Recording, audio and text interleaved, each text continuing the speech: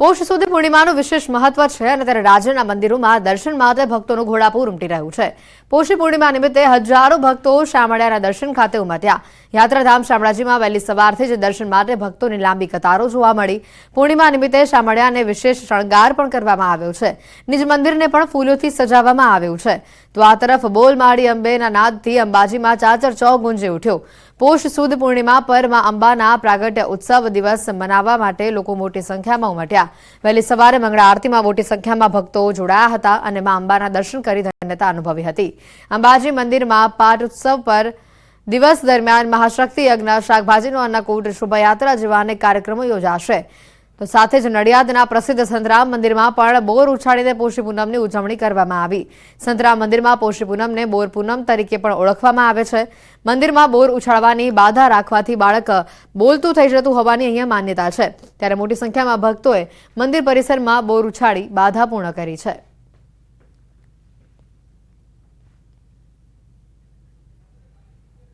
નડિયાદના સંતરામ મંદિરમાં પોષી પૂનમે બોરનો વરસાદ થયો। જી હા, આપ જે દ્રશ્યો સ્ક્રીન ઉપર અત્યારે જોઈ રહ્યા છો તે દ્રશ્યો સંતરામ મંદિર પરિસરના છે।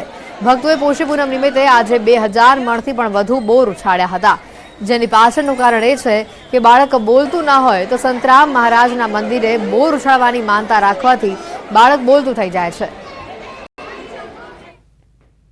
એ મારી 3 વર્ષથી બાધા હતી, જે એમને બોલવામાં થોડુંક પ્રોબ્લેમ હતો, તો એમના માટે મેં બોરની અને જીભની બાધા રાખેલી કે જ્યારે બી આ પોષી પૂનમ આવશે ત્યારે હું બોર ઉછાળીને મારી બાધા પૂરી કરીશ।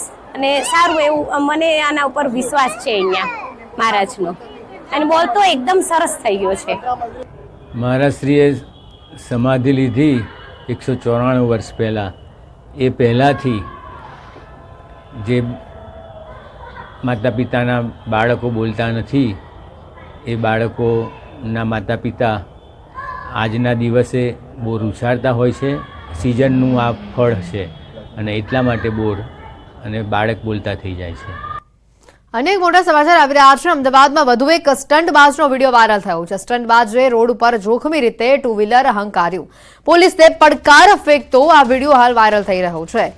વટ પાડવા આ વિડીયો બનાવ્યો હોવાનું સામે આવી રહ્યું છે। પોલીસના નાઇટ પેટ્રોલિંગના દાવા પણ અહીંયા પોકળ સાબિત થઈ રહ્યા છે। આ દ્રશ્યો જુઓ, અમદાવાદ શહેરના દ્રશ્યો કે જ્યાં નબીરો બેફામપણે પોતાનું ટુ વ્હીલર હંકારી રહ્યો છે। પોતાના જીવને તો જોખમમાં મૂકી જ રહ્યો છે, સાથે અન્યના જીવને પણ જોખમમાં મૂકી રહ્યો છે। આ વિડીયો હાલ સોશિયલ મીડિયા પર વાયરલ થઈ રહ્યો છે અને તેની સાથે જ પોલીસના નાઇટ પેટ્રોલિંગ ઉપર પણ અનેક સવાલો ઉભા થઈ રહ્યા છે। સ્ટંટબાજો કરનારા આ તત્વો દિવસે દિવસે બેફામ બનતા હોય તેવા આ દ્રશ્યો સામે આવ્યા।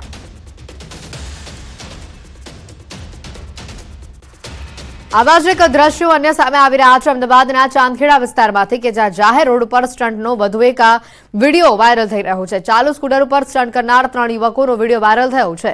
સ્કૂટર પર 3 સવારી સાથે એક સગીર લટકતો જોવા મળ્યો। રીલ બનાવવાના ચક્કરમાં જીવને જોખમમાં નાખતા આ યુવકનો વિડીયો હાલ વાયરલ થઈ રહ્યો છે। વિડીયો સોશિયલ મીડિયા પર વાયરલ થતા પોલીસે સમગ્ર મામલે તપાસ હાથ ધરી છે। ત્યારે મહત્વની વાત છે કે જે રીતે આ વારત હતો રસ્તા પર જે સ્ટંટ કરે છે અને અન્યના જીવને પણ જોખમમાં મૂકે છે। અમદાવાદ શહેરના આ બે અલગ અલગ દ્રશ્યો આપને બતાવી રહ્યા છે। વધુ માહિતી મેળવીશું ફોન લાઈન પર સંવાદદાતા નવીન જોડાઈ ચૂક્યા છે। નવીન, આ સ્ટંટ બાજો દિવસે ને દિવસે બેફામ બની રહ્યા છે અને પોલીસે પણ પડકાર ફેંકી રહ્યા છે। આ સાથે જ જે રીતના સ્ટંટના આ વિડીયો સામે આવ્યા છે તેને લઈને એક સવાલ ઉભો થઈ રહ્યો છે પોલીસની નાઇટ પેટ્રોલિંગ ઉપર। સૌથી મોટી વાત અહીંયા એ છે કે આ જે લોકો છે તે પોતાનો જીવના જોખમમાં તો મૂકી રહ્યા છે, પરંતુ સાથોસાથ જે રાહદારીઓ છે, જે બીજા વાહન ચાલકો છે, તે લોકોને પણ મોતના મુખમાં નાખી રહ્યા પ્રકારના દ્રશ્યો છે। કારણ કે આ લોકો જે તે સ્ટંટ કરી રહ્યા છે અને તે સ્ટંટના કારણે કદાચ બીજા લોકોને પણ ખૂબ જ મોટી નુકસાન થઈ શકે તેમ નથી। એટલે કહી શકાય કે આ લોકો જે પ્રકારની ઘટનાને અંજામ આપી રહ્યા છે ત્યારે પોલીસ વારંવાર આ પ્રકારની ઘટનામાં આરોપીઓને પકડતી હોય છે, પરંતુ આ યુવકો જે છે તેમના માતા પિતાની એટલી જવાબદારી છે કે આ પ્રકારે જે વાહન ચલાવે છે તેમના માતા પિતા તેમને કેમ ટકોર નથી કરી રહ્યા। એટલે સૌથી મોટી ઘટના એ જ છે કે આ લોકો પોતાના મોતના મુખમાં જઈ રહ્યા છે ત્યારે બીજાને પણ